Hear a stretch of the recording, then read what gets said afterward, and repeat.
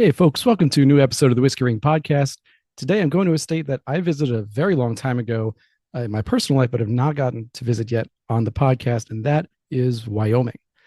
Now, when you think of Wyoming, there's one distillery that comes to mind immediately just because it's got Wyoming in the name, but it's not the one we're talking about today. We're talking about one that came to us from our friends Adam and Nora at Lost Lantern. And here to talk about Pine Bluffs Distilling, we've got Chad Brown, founder and owner and distiller. So, Chad, welcome on. Hey, thank you very much for having me on. Absolutely. And I know this is audio only, but I do have to say you're going to be added to the pantheon of beards that have graced this show, uh, which I know you probably hear all the time, but I mean that's a solid one. Yeah, thank you, thank you. So the first thing we just want to you know tell people where we are. We're in the southeast corner of Wyoming, just over the border from Nebraska, Colorado, and about 40 miles from the capital of Cheyenne. Correct. Yep. We say 35. So yeah, 40 works. All right. So as I said, I visited Wyoming. Oh my God, almost 20 years ago now. But I was doing a drive up and down I-15, hitting the national parks all up and down there, and so I was on the other side of the state. Yep. But found Wyoming just beautiful, a place that everyone really needs to visit. It's the least populous state in the nation, and we should have more people coming in, at least as tourists, if nothing else. So I really encourage people to go visit the just beautiful areas of this state. Hit the big ones, hit Yellowstone, of course, but the small ones in between too. Anyway, on to Pine Bluff. So I want to start out, as we do, with the origin story. Now, for Pine Bluffs, your origin story is kind of step by step, which I like because we can explore each of these steps. But for you, it all started with a conversation while you were in Nevada. Yep. Yeah. When I was actually working for the state of Nevada Gaming Control Board in the investigations division, taught myself how to brew beer. And my cousin who lives here in Pine Bluffs, asked where my malted barley came from. And I said, well, I just get it from the internet. And he's like, well, where does the barley grow? And I didn't have an answer. And so he kind of said, well, we can grow barley in Southeast Wyoming. That'd be something to explore. And that was 2012. And yeah, we moved out here in 2014. And the distillery, though, didn't come right away. You started with the malting house first, or the malting Correct. facility. Yep. Yeah. Yep. 2014, 2015, we wrote a business plan for a malt house and realized that, we could never compete with the big guys. And, so the malt house on its own wouldn't be financially viable long term. So we looked to add a brewery or a distillery, and we settled on a distillery. And there was so this is 2014. You moved up to Wyoming, 2014, 2015 with the business plan. At the time, that's kind of it's not the peak of craft distilleries. I think we hit that maybe 2 years ago or so, but Mm-hmm. certainly on the upswing. Like the wave is coming in at that point. So I know you said you chose between the brewery and the distillery. Let's talk a little bit more about that choice. Were you more of a beer guy or a whiskey guy before that? I was 100% more of a beer guy. Before moving to Wyoming, my whiskey experience was, Jack Daniel's, Jim Beam, Maker's Mark, some Buffalo Trace, nothing really too crazy. Moved out here, and my cousin, he's a whiskey guy before beer, and so we started drinking whiskey together. And I was like, man, this is, there are so many flavors out there and so many different options. Like, I think we should explore this. And at the time, there were approximately 350 distilleries in the country and approximately 4,000 breweries. There's obviously a lot more of both now, but we decided, looking at those numbers, and we both like whiskey. Like, why don't we make a true local whiskey here in our town of 1,100 people? Love it. And, you mentioned a couple of big name bourbon brands that you would have tried before. I'm just curious, as a 100% beer guy before that, Did you make a stop in single malt or Scotch or anything like that beforehand, or went right over the bourbon? Um, nope, definitely. My parents always had scotch in the house. My grandfather uh, wouldn't drink a whole lot of scotch, but yeah, I definitely, would drink scotch more than any other spirit. On my travels with the gaming control board, I had the opportunity to travel to Asia quite a bit, Singapore, Macau, Hong Kong, and scotches over there are a very big deal. Mm. And we'd go out with clients over there, and it was always Macallan or 18-year-old or some rare Macallan that we couldn't get here in the States. And I'd come back to Vegas and search for that bottle and couldn't find it, and it was like, huh, oh well. So yeah, definitely had sampled scotch as well. I'm almost surprised you couldn't find it in Vegas. I think of Vegas as one of those spots where the big bottles go. Like you said, the Macallan 18s, the high priced whatever you can find are going to be there. They might be incredibly expensive, granted, but maybe able to find them there. But I guess probably more so behind bars than necessarily liquor Correct. stores. Correct. Yep, that's where you're going to find them in Vegas. Gotcha. So when you started the thinking about this distillery, you made the Yep. decision, brewery versus distillery, we're going with distillery. In addition to what you had tried, so you'd had scotch in your background, you had tried some bourbons and some pretty high end scotches, as you said. Uh, did when you decided on the distillery, did you know right away like what you wanted to produce in terms of, and that could be from product, style, category, whatever you want. Um, so when we decided on a distillery, I would head to the local liquor store and literally buy anything that I could get my hands on and just try it. Market research is what I always told my wife. And I quickly realized that I love rye whiskey. Um, so when we started the distillery, our focus was going to be on bourbon and rye whiskey. Um, that was the goal from day one. We continue to do that. Since we had our own malt house on site as well, we also started filling some barrels of American single malt. But, you know, the goal from day one was bourbon and rye whiskey. Gotcha. So going back just a little bit more, as you were talking about, this reminded me as you were talking about, what your parents would drink, what your grandpa would drink, and the Scotch. So you were born and raised in NorCal. Correct. Uh, that's also a, between NorCal and then you get into Oregon and Washington. These are pretty significant barley heavy areas. A lot of breweries there, a lot of, and particularly in the craft scene, this new wave of flavor. Understanding that you went with bourbon and rye first with a little single malt in there as well. Was there anything from the beer world or from the experience you had as just a drinker of beer that said, I want to incorporate some of that into there as well? Yes. Especially with our single malts, we started kind of playing with different mash bills from different styles of beer that we liked. Instead of just using distillers malt or whatever, we would use a pale malt that we kilned a little bit higher, to create a little bit more flavor in there. And then add some Munich malt in there, add some caramel or crystal malt in there, and almost create, a beer and obviously no hops, and then take that through. And then on the bourbon side, a lot of mash bills are down, 5, 10, 12% malt. Mm. And all of our bourbons are at 20% malt. Having the malt house on site, we wanted to kind of showcase, we can have a bourbon, 60% corn, 20% rye, or 20% wheat, or 20% oats, and then 20% malt as well.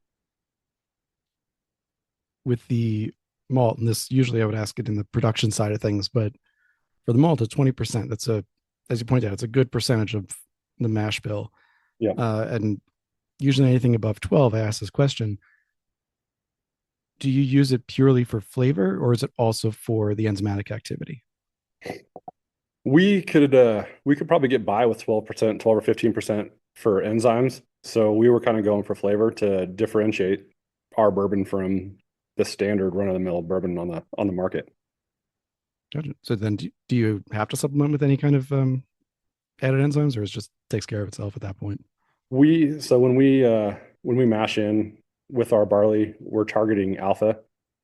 As we're cooling down, we will add an enzyme to convert the dextrins into sucrose as well. Mhm. But we're talking like 100 milliliters of enzymes per 500-gallon batch.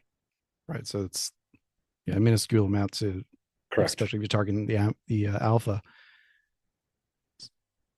Going, I know it sounds like we're jumping around. There's like, I'm very excited to talk to Pine Bluffs.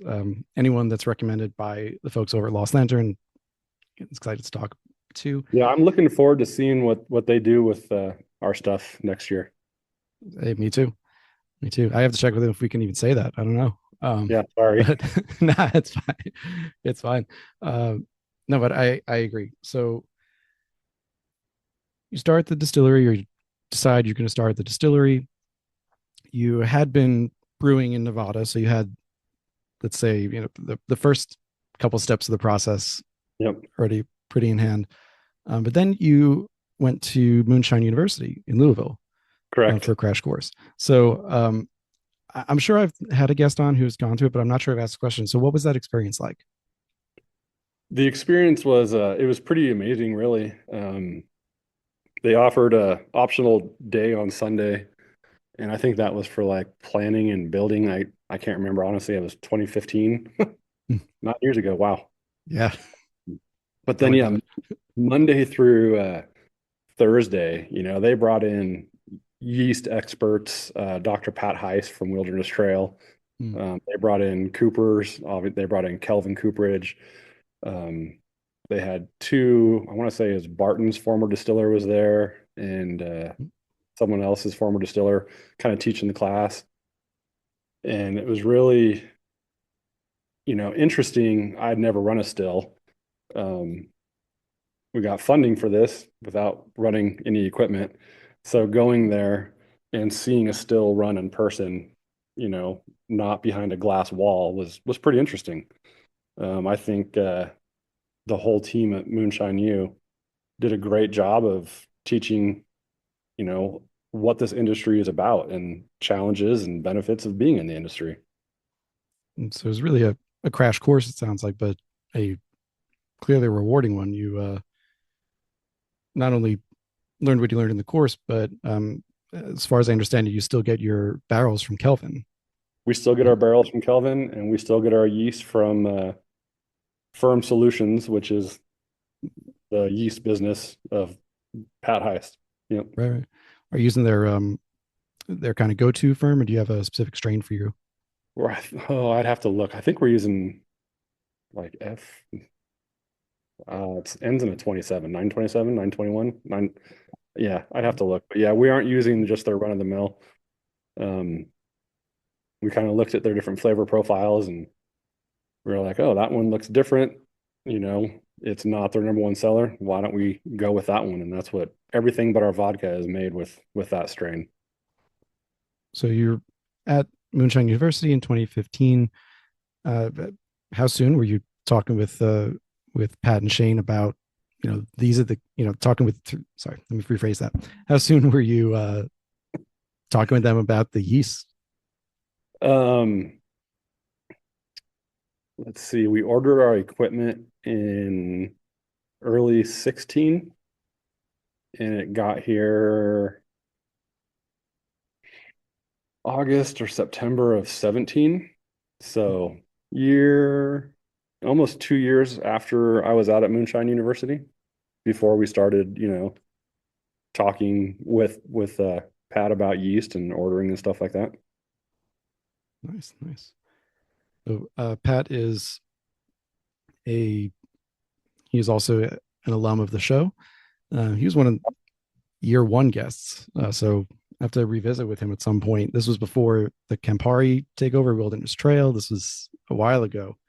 Yeah. Um, Also, he's in the pantheon of beards that have appeared on the show, so you're right next to him there. Yep. Uh, so we've got a couple of different sources of inspiration here. I do want to put a pin in that though, because I want to go back to something you just said, which was that you got help to build this facility. And listening to and reading a couple of interviews, I mean, you got really a lot of economic development Mhm. opportunities. You had the Laramie Council Economic Development Organization. You had the Wyoming Business Council, financing, construction aid. The town itself seemed to adopt you into it as help. That's not always something that happens with new distilleries. Mhm. Uh, any part of that could not necessarily happen. How did it come together for you and the team that all of these factors aligned and made this possible? Uh, I think they all aligned because I'm stubborn, you know, reached out to the Wyoming Business Council and just wouldn't take no for an answer.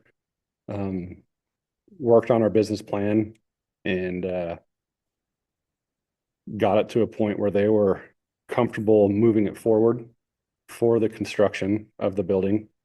And, you've obviously done your research. A lot of the articles about that call it a grant, and that's kind of a fallacy. It's Right. a grant in the term, if we fail, then Laramie County would own our building. But as long as we're in business attempting to reach profitability, then we owe, our lease payments go towards that, our funding mechanism. Right. So, Right. but it was just being honest with these people. This is a new idea. This is a business that is not in Laramie County. We feel it's a business that could benefit Laramie County. We're never going to be the Kentucky Bourbon Trail, but if we could attract some tourists to Laramie County, it would benefit the whole county, and bourbon or any distilled spirits, having a distillery, there's a certain segment of the population that wants to tour a distillery or try new products. And that was kind of my sales point was we are going to be a tourist company. We're going to attempt to bring people into Laramie County. So in that way, I mean, it does seem like a win-win for it. Yep. So forgive me for not knowing the more specific geography on this, but so Laramie County is where is the capital seat? Yes. Yep. Sorry. Laramie Okay. County, Cheyenne is the capital. Cheyenne's in Laramie County. Pine Bluffs is in Laramie County. Yeah, So, yep. gotcha. Uh, so the all these factors come together. It makes it possible for you to build a distillery. As you said, on the way to profitability. Most are, let's be honest. um, I tried to say but that very gently. no, look, that's that's just the way of the world, especially for craft distilleries. And right now we're going through kind of a market readjustment. So I'm sure I know you're not alone in feeling the pinch on that. So you're in the town. You've got Pine Bluffs, where one quote said you've got more elevation than people. Yep. Um, and again, I've been to Wyoming, so I get and Montana and that whole western corridor, if you will. So I'm a New York kid. It's different for me thinking about like one building nearby me could have the entire population of the town in Yes. that building. Which so it's a very different way of thinking for me. Yep. So going into that,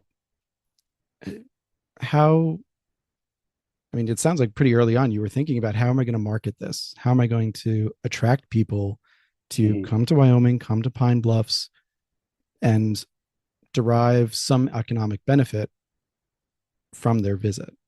Hmm. Yeah, that is 100% correct, and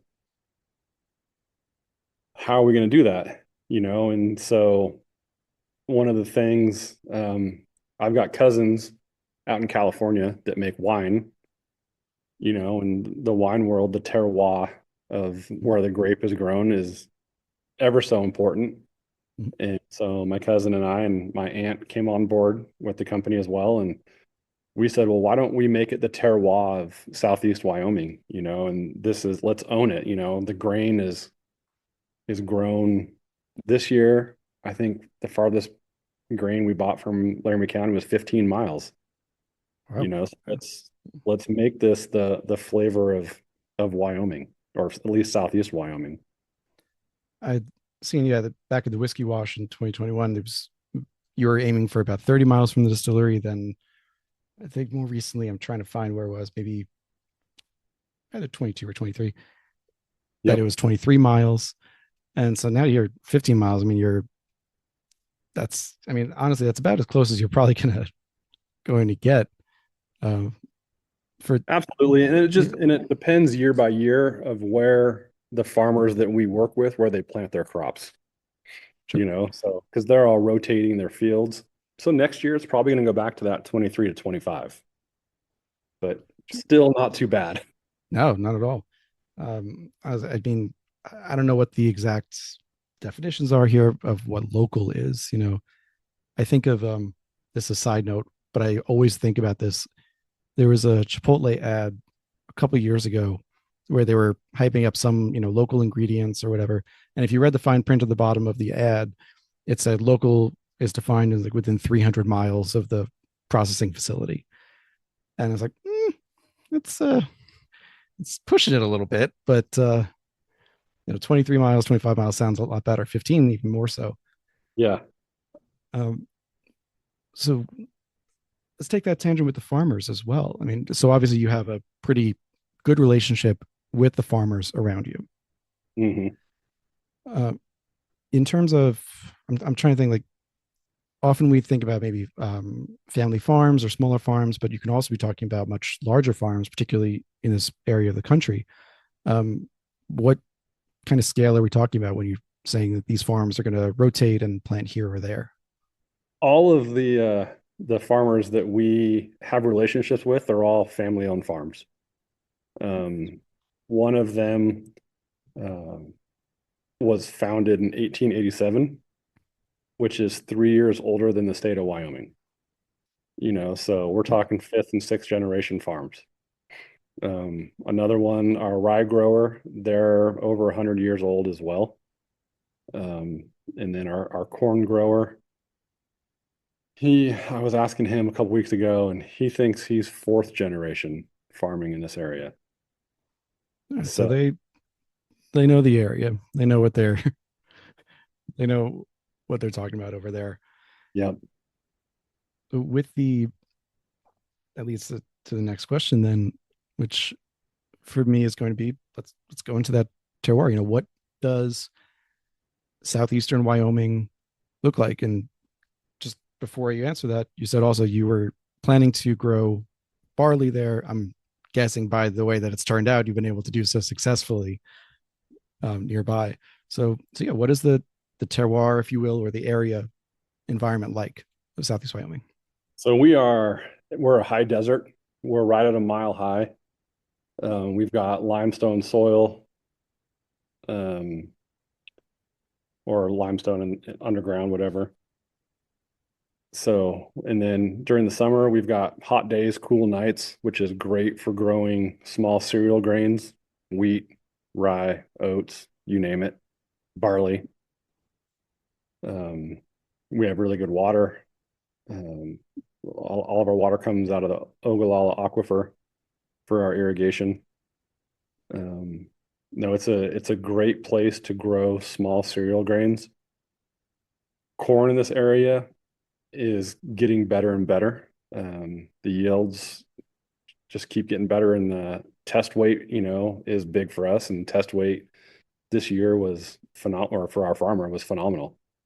Um, he grows a lot of conventional corn. For us, he grows a non-GMO crop, um, which is which is amazing and I think pretty awesome that he does that for us. And yeah, so the terroir, I don't know. I'll be interested to hear what you think when you sample our whiskeys. Fair enough. Fair enough. So, at that, I want to note that Chad has been very gracious to send me a bottle of the rye bourbon as well as a single cask sherry. Actually, pull the bottle up right now. Got a sherry cask finished barrel pick of 4 grain rye, which I'm very much looking forward to tasting both of them. As listeners will know, recent baby life, so I got a little bit behind, so I do apologize for that. But there will be tasting notes when the episode goes live. And I can't say it enough. If When I was talking with Adam over at Lost Lantern, I asked him, okay, who's some fun people you've talked to this year, some whiskeys that I should really look at? And the first one he said was Pine Bluffs. They're going to have an oat whiskey coming out, and you got to check on that. So, Yep. so I definitely will be tasting these and writing up about them as well. With the Just keeping with the farms for a minute too. You said the one farmer, your corn grower, is able to grow the non-GMO crop for you. Are you at a point where you can not dictate? I think that's too strong a word, but have a conversation with your farmers to say we we'd like to try this strain out, a different strain of corn, rye, barley for sure, or are you pretty happy and set with the strains that you've been working with right now? No, we definitely have that relationship where we can have the conversation with the farmers. And we actually switched our rye variety in 2023. So our rye farmer, Fred Macy, he grew some rye as an FFA project in the 80s and had a super sack left over that sat there until, he approached us like, who's going to grow rye for you in this area? And I'm like, I don't know. I'm actually struggling finding someone to grow rye. Rye is a 4-letter word out here. It's very similar to wheat. So once rye gets in the wheat field, it takes it over and the farmers lose money. So Fred was like, well, I've got this rye from the 80s. Like, can I plant it and turn it into whiskey? It's like, absolutely. Mm-hmm. And so we did that. And then there was a distillery in Minnesota that I think had farmers plant. It was like 10 to 20 or maybe even 30 varieties of rye. And they wrote a white paper about all the different flavor profiles after 2 or 4 years of different things. And so myself and one of the owners, we kind of read that whole paper and we were like, all right, what do you think? And we both said the exact same variety, which I can't think of right now. But we uh, we love the flavor profiles of that variety from this distillery. And so I called the grower in Minnesota and he sent out, 6,000 pounds of rye and we're now growing that in Southeast Wyoming. Oh, if if you remember that variety, I'm very curious, and the place that was doing it as well. That's definitely somewhere I want to have on the show. As Well, I you will see said, if I rye, can find that next day or so. absolutely. As you said, rye can be a promiscuous grain, is the way I've heard it most often. You know, it's got its uses. It can be a great cover crop. It's a nitrogen fixer. It's this and that. But at the end of the day, if it's infiltrating your wheat fields, lowering your yields, not so great.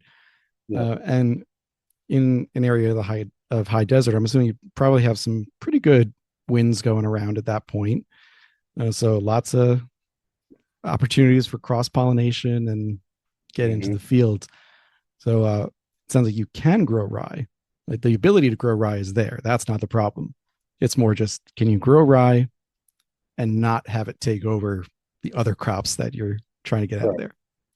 Correct. And all of our rye is grown dry land, so whatever moisture we get from the sky is all that crop's going to get. 2023, the first year of growing that new variety, I'm 6'3", and the rye was probably 6 inches taller than I am. Wow. So Yeah. absolutely unreal height, and straw strength was great. They had no problems combining it. This year, we're high desert, we're you know susceptible to drought, and we did not get the moisture at the right times this year. So the rye, it was still probably 3 feet tall, but yeah, it was interesting to see last year just how tall that rye got. For sure. And at that point, I would think you're also worried about the rye just falling over. Yep, I know you laying said over. yeah, I know you said that the straw strength is pretty good, but even so, at six, let's say 6'9" or almost 7 feet, you're worried Yeah, that it's a strong wind is just going to blow the whole field over. correct. Uh, was that experience of having that rye? It sounds like almost in the optimal conditions for that strain. Is that different from the rye that you had used before? So I think the tallest the rye had gotten before, I think I want to say it was 2019 was another phenomenal rain year for us. And it was probably 5'6" to 5'9". All right, so you're Oh, talking at least another foot plus, yep. probably Yep. from a different strain. That's fantastic. So you've let's see, the last crop was in 2023 for this new strain. So you've already distilled part or all of it. Yep. Yep. So harvest was in August of 23, September 23. We make our rye whiskey near the end of the year. So we started using that new crop last fall, and then we're using it in this fall as well. Nice. Uh, Obviously, it's too early to know what the barrel will eventually do to it. Yeah. But early returns. What was the white dog like in this profile? Um, so not what you asked, but starch must have been higher because we yielded just slightly better. Hey, White dog was, these are nerdy details we can handle. We like that. So jump right yeah, in. I love stuff like that, right? Yeah. White dog was, it was sweet, which I love a sweet rye. And our rye is 68% rye. Mm. A lot of them are even higher than that, and it had some really promising sweetness on it. So going into the barrel at 110, I hope that sweetness carries through. Um, yeah, I've had thoughts of maybe we need to drop the barrel entry on our rye down a little bit, but I don't know. We'll see. So let's explore that a little. So just to also a little more context too is that you're standing in front of 53-gallon full size barrels, Yes. uh, about four high, looks like racked, and so you're this is to say that you're using standard size barrels, so there are fewer variables that people have to think about. If, for example, you're using 15s, 25s, different barrel sizes, things like that. So you get a sweeter profile white dog off the still. You have these 53-gallon barrels. Uh, as a distiller, what makes you think, okay, maybe I should pull the entry proof down a little bit? What does that conversation look like? So just to be clear, I can distill. I don't anymore. Okay, fair enough. Um, in I want to say 2018, we hired Aaron Mayer. He was a head brewer at a local brewery. He now runs the still house. He runs everything. And we were going in at 120 actually.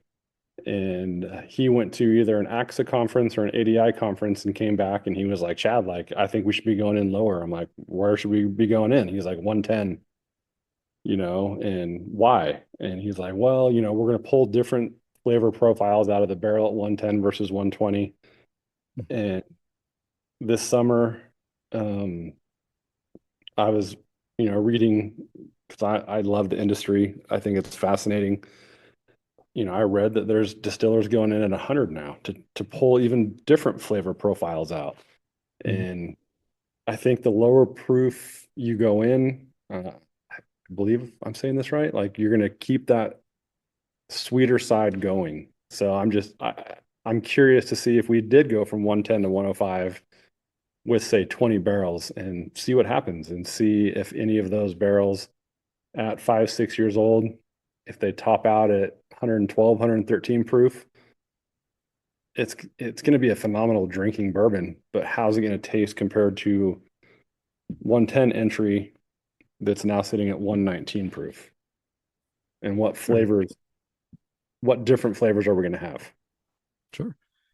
And I'll be honest, for my own personal profile, there are some great products from the heritage brands that are going at 125. Nothing Yep. against them. They do a good job.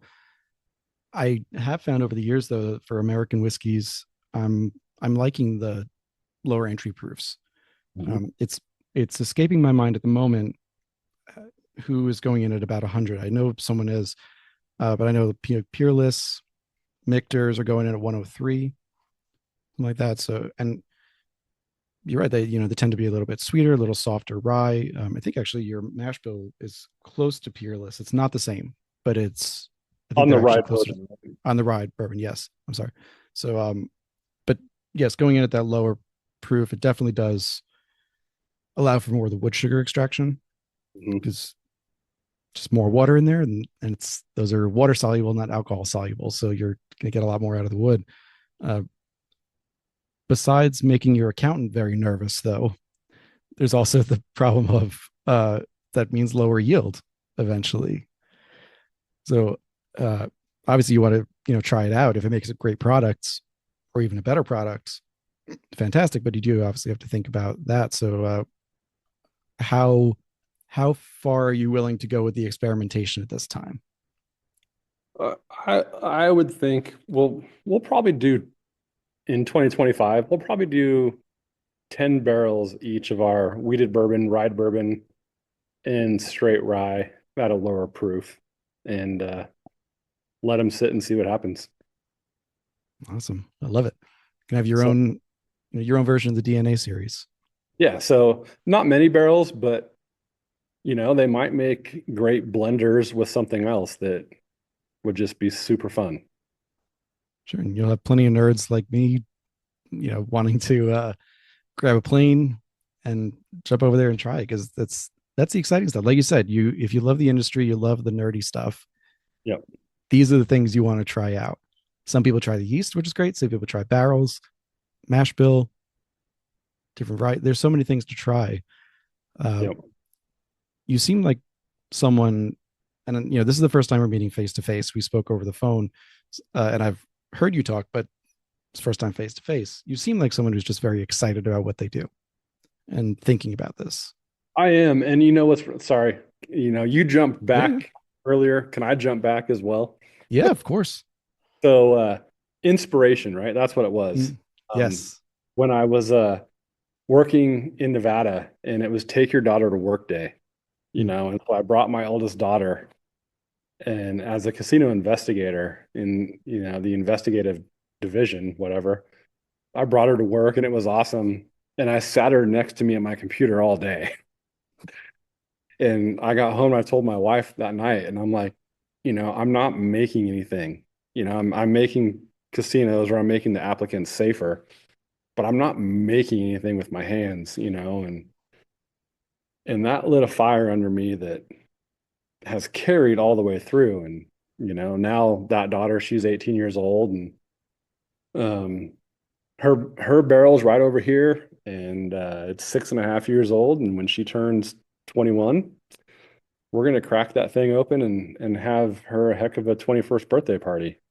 But the inspiration was I want to make something, and I think we're making something. I love that. That's we towards the beginning of this year. So as we're recording, this is mid December, getting to the end of the year. Towards the beginning of this year, I had on Dan Soar from the Cotswolds Distillery in England, and he had kind of a similar ethos to it. He had come from a finance background, but he was like, I'm not making anything. There's nothing I'm fabricating. So, and he's clearly gotten a lot of joy and meaning from his life Yes. since moving over to that side. So no, I can see that for sure. It comes across when people like you talk about this. It comes across that you're interested. You want to try things and push the boundaries. So And that's yes, and to yeah, your point, I'm very excitable. I love it. yeah, that's good too. That's good Yep. too. Otherwise, it would make for a boring interview too. Like honestly, you know, that's why I like getting recommendations from people because they're like, this person would be a great interview as well. Sometimes that's not the case. So um, you got to be able to tell your story. Otherwise, like I said, you have to pull people to the southeast corner of Wyoming. You need to tell the story. Uh, Yes. it helps being excitable because it's going to come across when you talk to people wherever you go.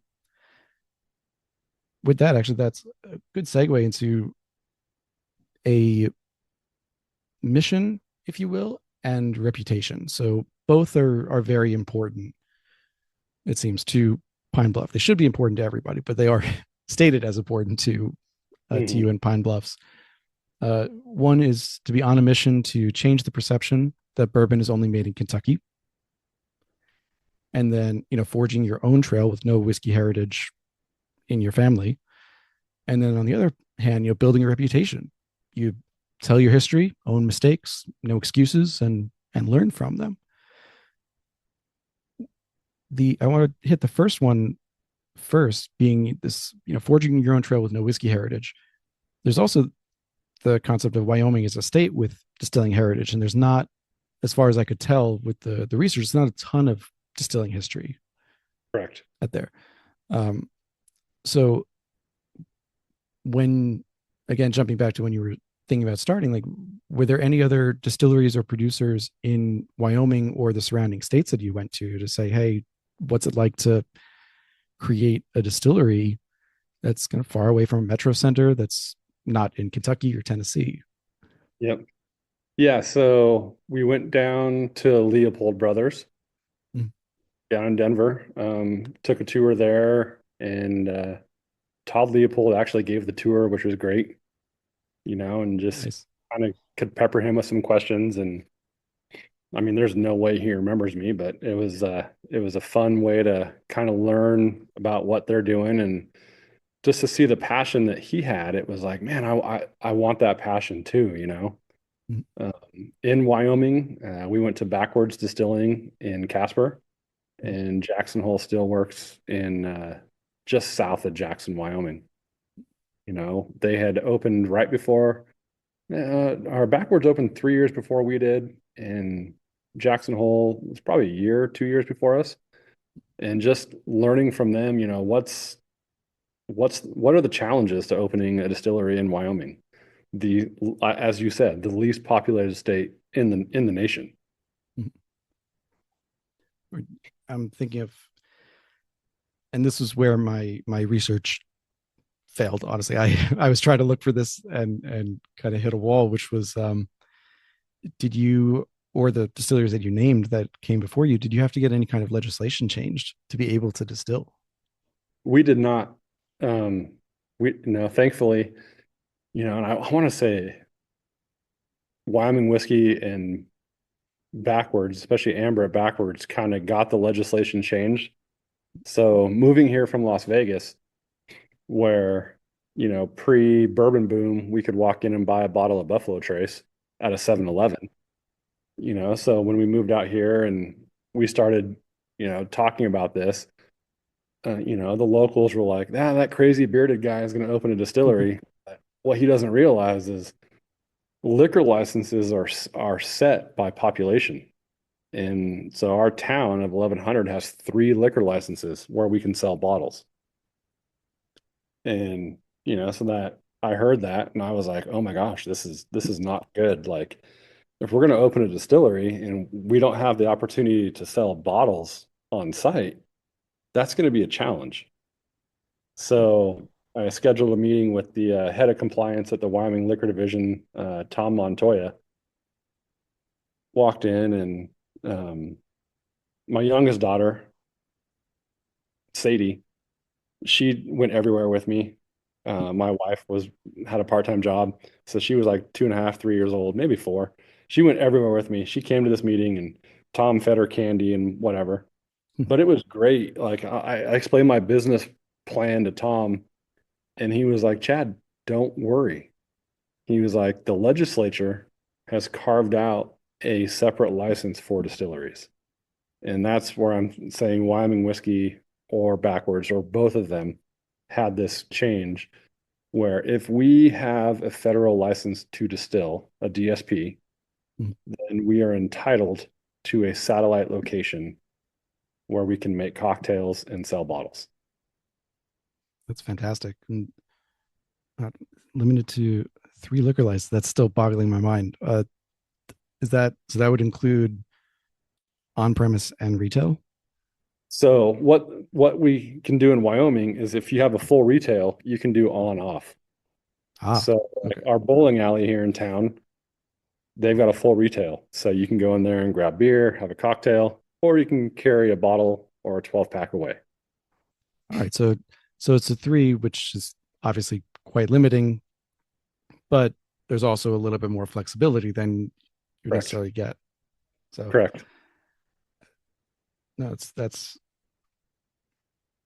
fantastic. So the in bringing people and thinking about bringing people in, I'm thinking also the liquor licenses and the ability to sell bottles and sell drinks on site.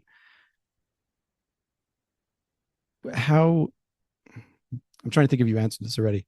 Uh, was it a plan right from the beginning to, let's say, have kind of a visitor's experience as part of Yes, this?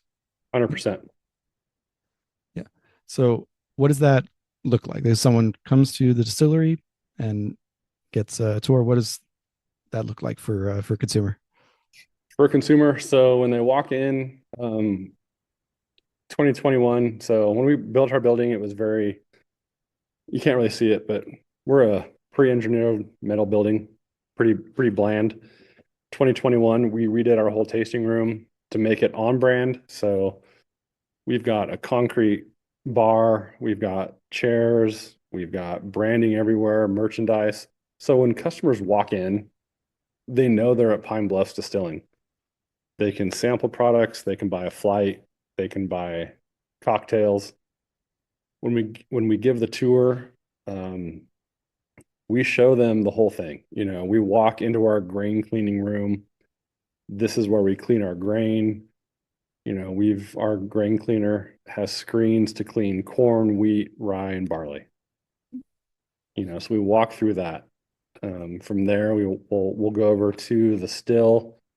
Myself or Mitch or Aaron will talk about the distillation process and how we make booze.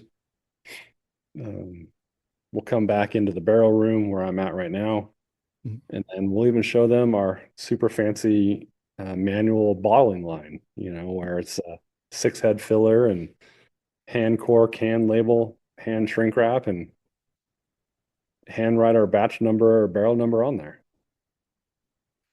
And I can confirm that because I'm looking at the two bottles right now. So That's what I you're looking for, though. Like that's yeah, the tour of Pine Bluffs Distilling.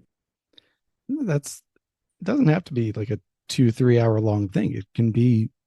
I think the more impactful visits that I've done to distilleries is often, like you said, just show the nuts and bolts. Yep. And no, that's I love it. And you've been distilling now for, and I say you as company. I know you said you stepped away from the distilling part of it back in Understood. 2018 or so. Uh, you've been distilling for about 7 years now, and if I read right, you've got about 1,300 barrels in the warehouse right now. Correct. You mentioned your daughter's barrel; it's 6.5 years. Um, as you're aging, actually, let me rephrase this. How are any of the distilleries that you mentioned, or any other distilleries, relatively close to you? Um, so Chronicles Distilling is in Cheyenne, and they really focus on vodka and flavored vodka, Mm, um, which is fine. Like they do a really good job of what they're doing. sure, yeah. But as far as whiskey distillers, our closest whiskey distiller is probably down in Fort Collins, Colorado. Yeah, it's gonna think probably in Old Colorado. Elk. So hold up. Okay. So you're, I think you're about 2.5 hours north of Denver proper. So not a, like that could be a day trip coming up from It Denver. is. It is. Yep. It's a day trip, and we get a lot of day trips. So the reason I was thinking about that is, you mentioned the building itself is, you know, pretty standard engineered. Uh, and even though you did the upgrades to the tasting room and the visitors part of it, Hmm. I was thinking if you had anyone kind of give you an idea of what the maturation was going to look like for your whiskey, where you are and all that. So the vodka and the flavored vodka probably not going to give you a good idea of the aging that's going Yeah. to happen there. But so, did you have anyone able to tell you, or been your experience with how the barrels are aging? No, the first part. Sorry, no on the first part.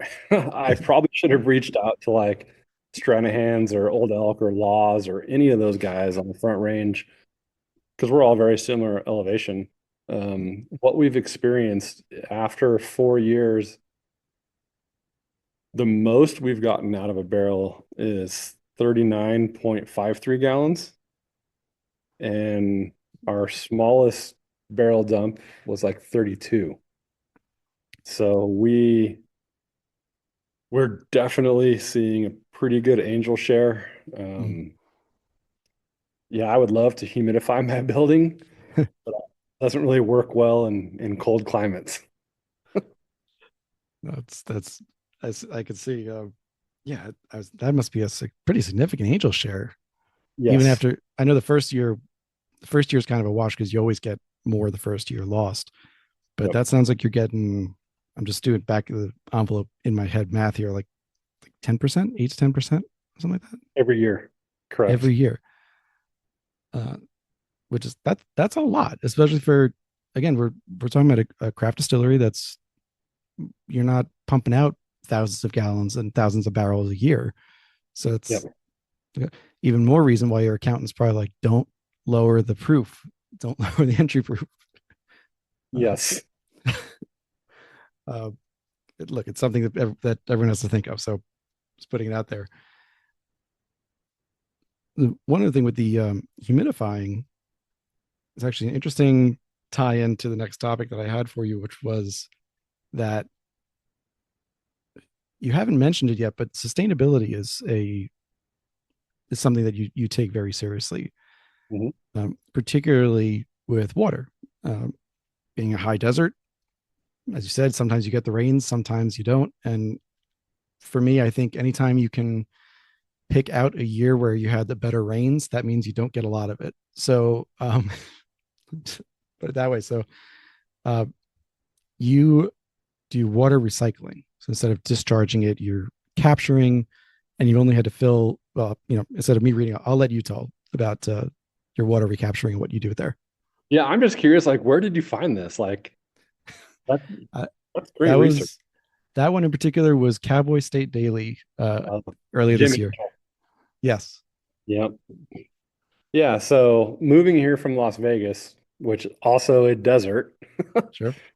Um, Although it rained both times I was there. I just want to say that. So maybe it's just me. yeah, I was out there in April for a golf tournament, and yeah, we got rained out, and it's like, really? But whatever. Um, yeah, our condensing water and our cooling water, when we were designing and building our building, um, you know, how are we going to condense our spirits or how are we going to cool them down? And there's some thoughts out there. Well, you just to condense, you just open up your faucet and cool it down and run your hot water down the drain. And it was like, yeah, that's not going to fly here. Hmm. Um, and it shouldn't fly anywhere. But anyway, so we bought a 6,000 gallon water tank and we bought a G&D chiller out of Eugene, Oregon. And so yeah, we recycle all of our condensing cooling water every single night. That 6,000 gallon tank and our chillers just do a great job.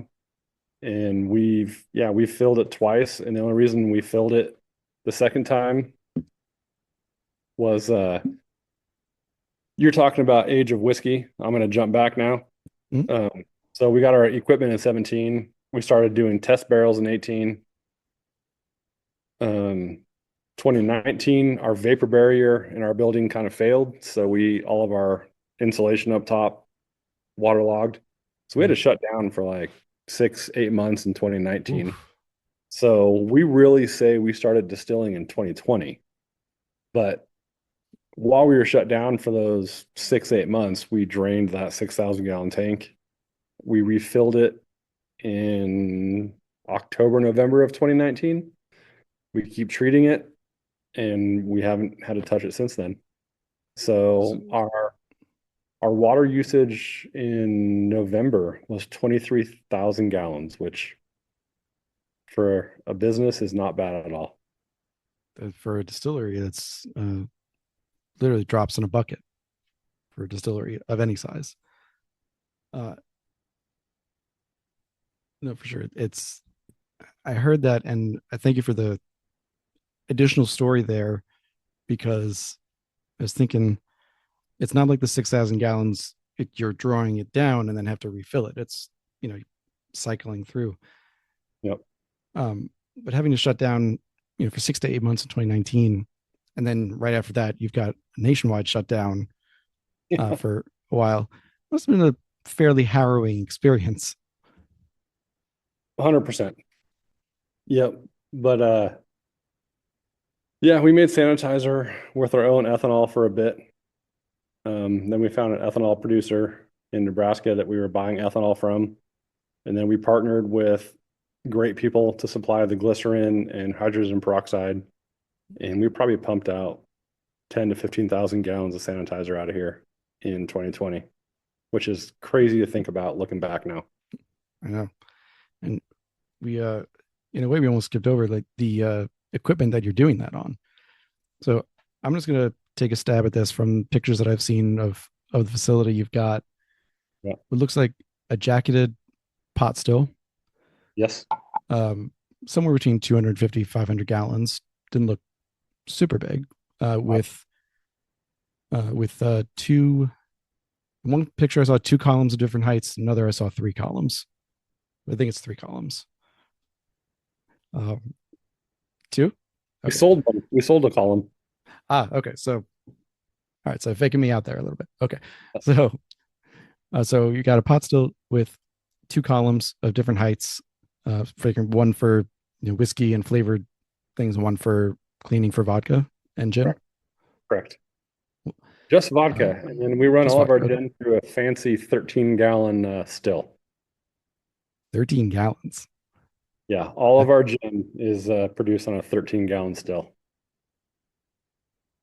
What I got to ask, what's the yield in a batch off of a 13-gallon still? Not very much. Yeah. Making the bottles one at a time at that point. Well, yeah, yeah. I mean, we put 13 gallons at 100 proof in there. I think we get about eight gallons back at a much higher proof.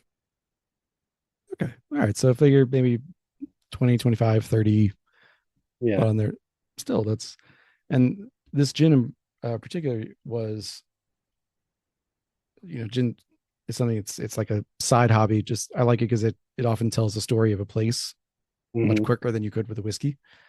And yours made a point to do one that was citrus forward and didn't taste like juniper Correct. at all. Yep. So was that also just like your experience with gin, or is that someone else? No, so uh so my Aunt Kathy, she's an owner of the company. She's a huge gin drinker. So we're making all this whiskey, we're making vodka, and she was just like, "When are you gonna make gin?" And so Aaron and I talked and we're like, "Yeah, let's make gin. But let's make it how we want to drink gin. We like citrus forward gins. Then Aaron, make a citrus forward gin." And he's nailed it. Nice. I'm curious. I'm someone who can go either way on this. I like juniper forward gins. I Yeah. also like the citrus forward. I'm I'm not ambivalent. I don't know, whatever the word is for liking both sides of the equation here.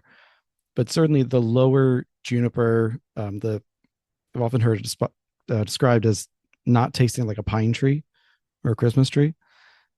Seems to be more of the American style or new American style of it. So when you were, let's ask that question, when you were designing it, did you have Aunt Kathy's preference in mind, or did you go with the gin that you guys wanted to drink?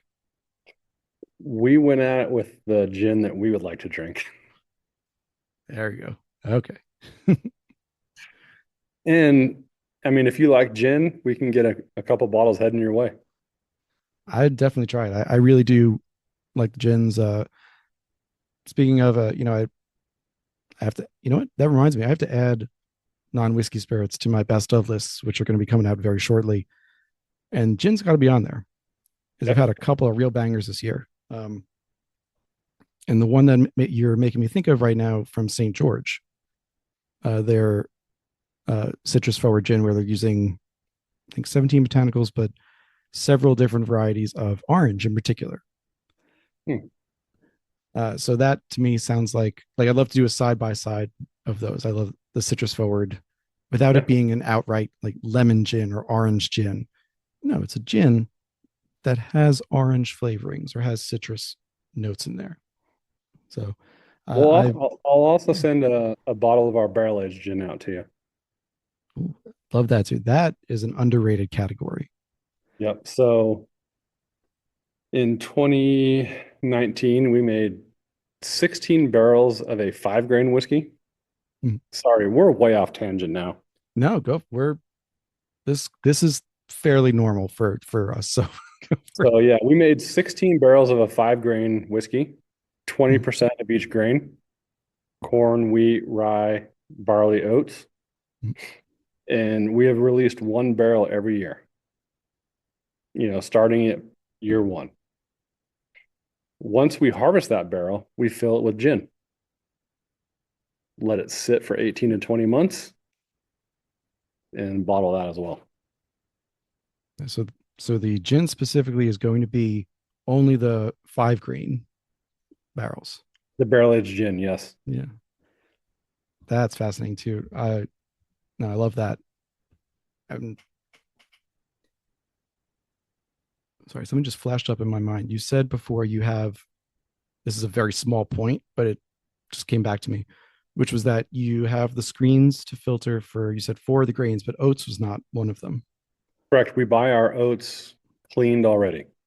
Okay, just making sure that that's the kind of nerdiness and detail that I'm thinking about. Is that you know there's probably not anyone even listening that's necessarily going to think about that question, but No, no, and it's a fair thing. We buy our oats clean because we get about 14 to 15,000 pounds a year, mm, and the screens cost about $5,000.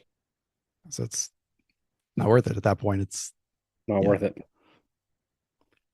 hey, nothing.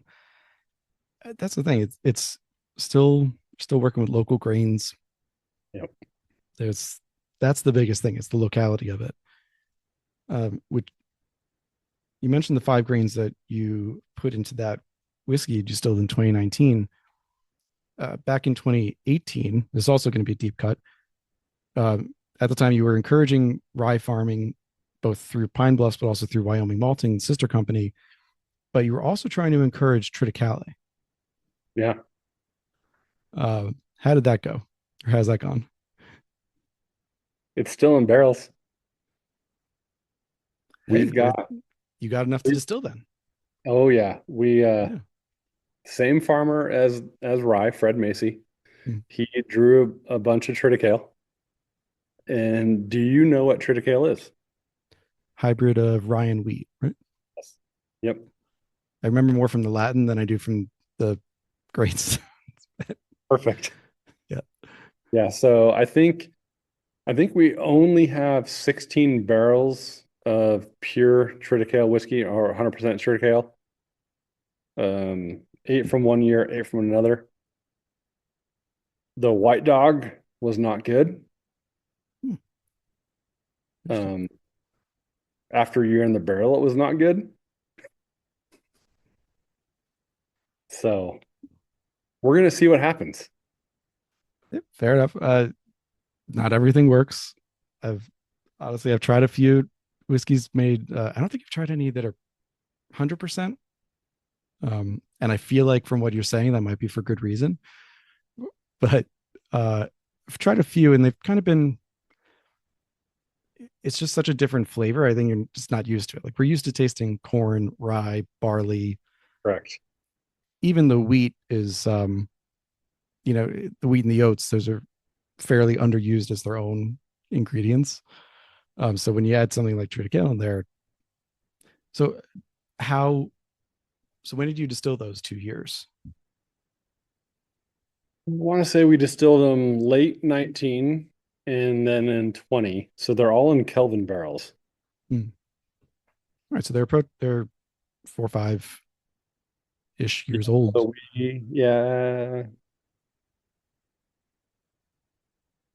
yeah, they hit for, I want to say December 27th, the first eight.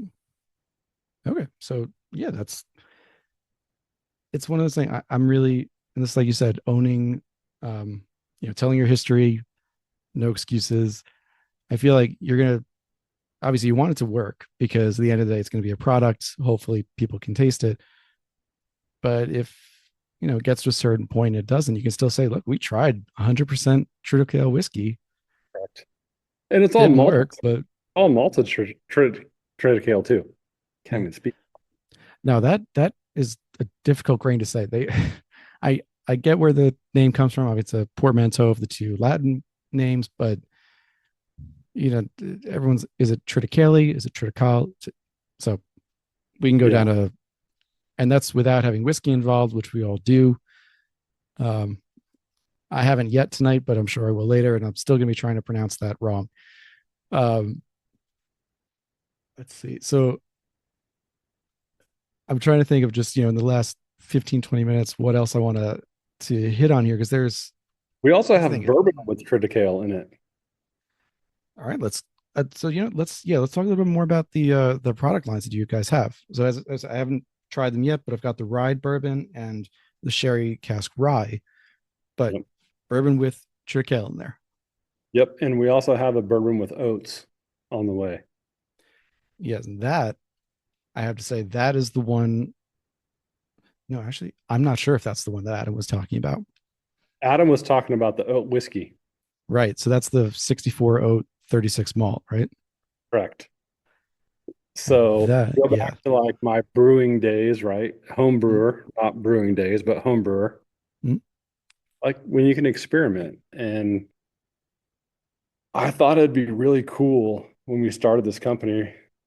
We have a wheated bourbon, a rye bourbon, an oated bourbon, a triticale bourbon, whatever. If we had different bourbons where, consumers could buy a 3 or 4 pack of here's what the second grain changes with each product.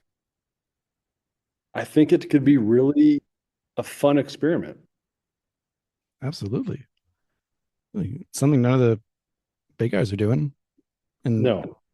I say that not to put them down. It's more this idea of, makers has their whole identity is that they make a wheated bourbon. Yep. Um, and I just pulling them out, but any number of brands and distilleries can say, but Wild Turkey doesn't have a wheated bourbon. They do rye bourbon and rye. Um, and Heaven Hill, Jim Beam, they do, a couple of mixes of both. But actually, that makes me think: does Jim Beam have a wheated bourbon? I don't think they do. Anyway, point being that a lot of distilleries, big, small, otherwise, can craft an identity and a narrative around this idea that we make the best whiskey because we're using wheat and Mhm. or rye, and that makes a better bourbon or a better whiskey. But you can't compare them in a scientific way. You know, They're, you can't put Wild Turkey and makers next to each other. You can compare them, see which one you like better, or what profile you like, but it's not going to be the same. It's not the same hash bills and all of that. So, no, I love that idea that you could put in front of people in a package, in a tasting, here are 4 or 5 bourbons. The only difference is that flavoring grain. Correct. And that's when you really get a chance to say, all right, I like wheat, rye, corn. Well, obviously, you like corn. You're drinking the bourbon. Wheat, rye, oats, something else in there. Uh, no, that sounds fantastic to me. I really hope that you get to do that and look forward to when you do. Yeah, and we will. Our oated bourbon is going to hit 5 years old in the barrel in, I want to say June this year, June of 25. And yeah, it's going to be a fun release because how many oated bourbons are on the market? I can tell you there's not a lot. And I say that with confidence because I love the ones that come out. Right. Yeah. Uh, Kings County Distillery, a couple miles from me, put out 100% oated whiskey a few years ago. They never did it again. I really wish they would. They've done a few oated bourbons, but not in a while. Like they distilled it 6, 7, 8 years ago and just put it out at 7 years. But whenever I see an oated bourbon or an oat whiskey, I look for it because there's something about the oat that just speaks to me. I love the creaminess, the extra vanilla in there. Um, I just, I love those. That could be my flavor grain of choice. That's awesome. For the Uh, record, it's not my flavor grain of choice. hey, we can agree to disagree. That's fine. That's fine. With the, so just thinking about this too. You said you stepped away from the distilling side in 2018. So do you still take part in other parts of the production process, like blending, finishing, anything like that? Yes, Okay. absolutely. So the reason I asked that, I wanted to preface with that question was also in that Cowboy State Daily article, there was, I'm quoting from the article. This was not necessarily your quote. It was just a quote from the article, which was that there's sweet from Wyoming grown corn, spice from Wyoming grown rye, and creaminess from Wyoming grown oats. There's a touch of soft and mellow heat from Wyoming grown wheat, and it's all finished off with a bit of spice, malt from Wyoming grown barley. Now, those are general descriptors, and in general, they're probably pretty, accurate as they can be as generalizations. When you're looking at blending and you're looking at the whiskey you've produced personally and as a team, are those the kind of descriptors that you would use for the different whiskeys? Yes and no. Um, Wyoming's kind of weird, right? Sorry. You said it, not me. Yeah, I did. Wyoming is awesome, but we are a Crown Royal and Pendleton state. Interesting. Okay, more the Canadian So stuff. yes, 100% Canadian stuff. They're the number one and two sellers in our state. Oh, Our number one consumer coming into our tasting room, that's their flavor profile of what they want. all Making right. bourbon, it's not going to taste that way. No, No. no. All right. So when that reporter was out, I poured different samples and I guided them through like this is why we chose them. And yeah, the sweeter stuff in Wyoming sells. So if I am picking barrels, because we're only in Wyoming and Western Nebraska right now, if I know what sells in Wyoming, well then as we as a team are choosing barrels, well then guess what we're going to focus on. Absolutely. So That's where the business side takes over. As long as the product is good, it fits the unfortunately, right? profile. Unfortunately, for sure, 100% for I sure. think if Aaron, Mitch, and I had our pick, I mean, we would release nothing but rye whiskeys that were, you know, You said you like the sweeter rise. yes, I do. Yeah. Uh, I should ask is when you're not drinking your own, what's your kind of go-to rye profile? I love that question because it's it's not going to surprise you. I'm a peerless rye guy. Hey, it works. Yep. So, but that's me. And again, tell me if I'm wrong. Uh, I'm extrapolating from that, searching for the word for a second, extrapolating from that. So you like the rye profile sweeter, certainly, than a, let's say, a 95.5 or a Monongahela style, Yep. but not quite so sweet or bourbon like as a Maryland or Kentucky style with like Correct. the 51%. So you're looking more like low 60s. Correct. Okay. All right. I mean, that fits. You make the rye with 68% grain. If that's going to be a little, that's a lower rye as well. It's going to be kind of close to that. So it's a question you have to ask. No one starts by drinking uh, their own stuff because that would be weird. I don't know how you would get to that point. Yeah, that'd be really weird. Yeah, like the first whiskey you ever tasted was your own. What if you don't like it? Like, um, so we so a couple of the products that have come out. There are several that are available uh, online. You said you're available in Wyoming and Western Nebraska at this moment. Do you also have online distribution? Not yet. Okay. So Adam at Lost Spirits is gonna hopefully help us out, but Sure, sure. No, that's they definitely will. They've got kind of a similar profile to me in that we've got a smaller following, but a really dedicated one. yeah, So and when I say we'll see, like Adam's gonna get us out there. yeah, Lost Spirits is they're awesome. yeah, I totally agree. And I think that what I was thinking about is just, you have so many spirits and whiskeys in particular that are available to try. I mean, I have the two in front of me. You've got the the oated bourbon and the oat whiskey that are coming. You've got 100% rye malt, uh, malted wheat, the straight rye, which I'm sorry, I said it was 68. I think the straight rye is 70, 15, 15, right?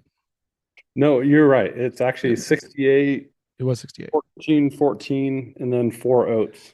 Right. Because it was four, right. Because it was 4 grain. That's right. So that is an outdated note that I'm going to take out of there.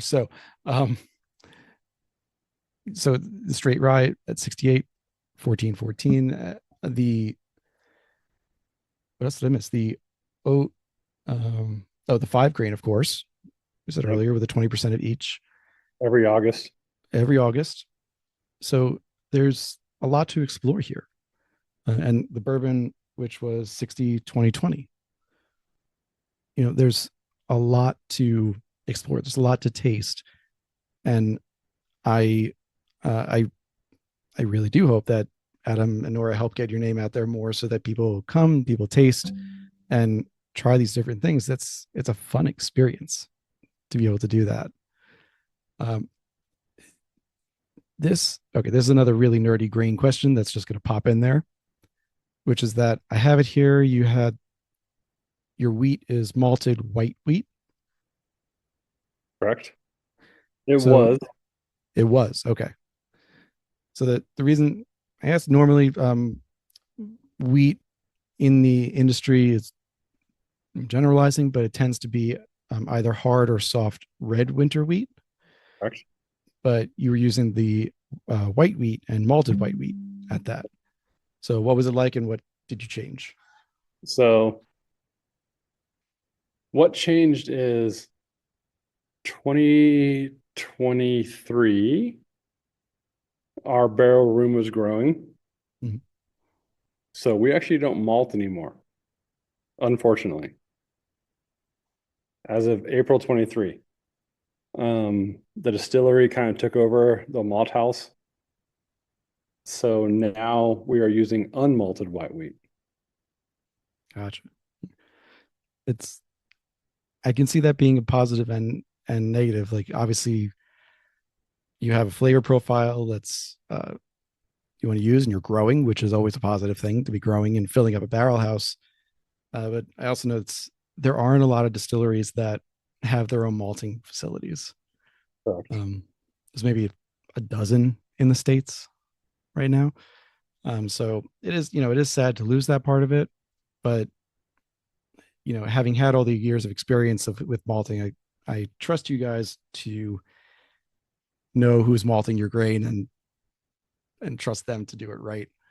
Yeah, it's still a craft malt house, which is pretty awesome. Yeah. So, I know we're running up until closing time, as it were.